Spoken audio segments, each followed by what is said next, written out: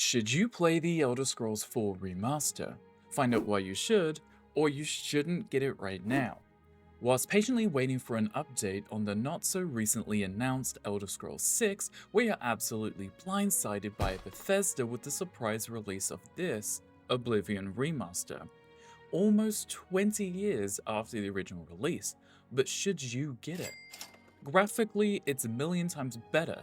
Unlike the Elder Scrolls V Skyrim, the OG's Oblivion graphics didn't hold up as greatly, so revisiting this lush, scenic central province of Cyrodiil in Unreal Engine 5 is a sight to see. Faithfully retouched, it feels nostalgic yet fresh, appealing to new fans and old. Character models have been improved while still retaining their goofy-looking faces and their charm. Even the enemies have seen some improvement, some subtle design changes to some more curvy enhancements. Audibly, the Oblivion Remaster kept the original soundtrack, perfect for those seeking a nostalgic experience.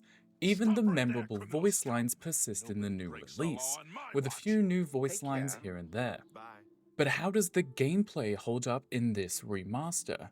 With some minor tweaks here and there and quality of life features like gaining experience from all skills, not just major skills, autosave features on all loading scenes, and some player physics like walking slower uphill. From my experience in the original and now this remaster, the minor tweaks implemented are welcomed, especially for those who are looking for a more immersive and laid-back experience without a worry of min-maxing every playthrough. Just like the Elder Scrolls games, the world levels up as you do. The more proficient you become in your skills, the higher the levels of the enemies around you. But this also includes the loot that you can obtain from them. Unfortunately, one of the more controversial features of Oblivion is the locked levels of items. With many powerful weapons being obtained via quest rewards, receiving those rewards whilst your player level is low resulted in a low-level, bad-quality weapon. Many fans felt this feature was detrimental to the experience as people would look for the quickest way to max their player level before receiving these one-of-a-kind weapons. We are looking at a whopping 120GB game size, that is 26 times larger than the original at only 4.6GB, whilst boasting some beefy graphical enhancements and utilizing Unreal Engine 5, it is to be expected that the minimum specs for this game are going to be high. Whilst there shouldn't be much of an issue on newer consoles, older PC users may find themselves tweaking the settings for a smoother experience. This is Bethesda though. Bethesda doesn't release games with bugs, but with unintended features.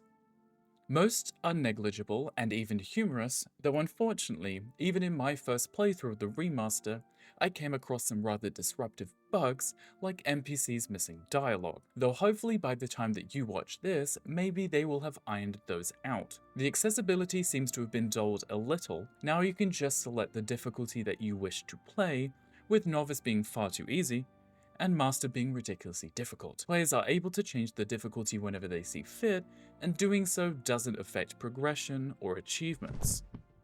TLDR, yes, I'd recommend the Elder Scrolls 4 Oblivion Remaster. Whether you grabbed it for $50 or on the Xbox Game Pass, you are still going to be getting your money's worth with upwards of 100 hours worth of content, side quests, dungeons, and more. I would give this remaster a solid 8 out of 10 with all things considered.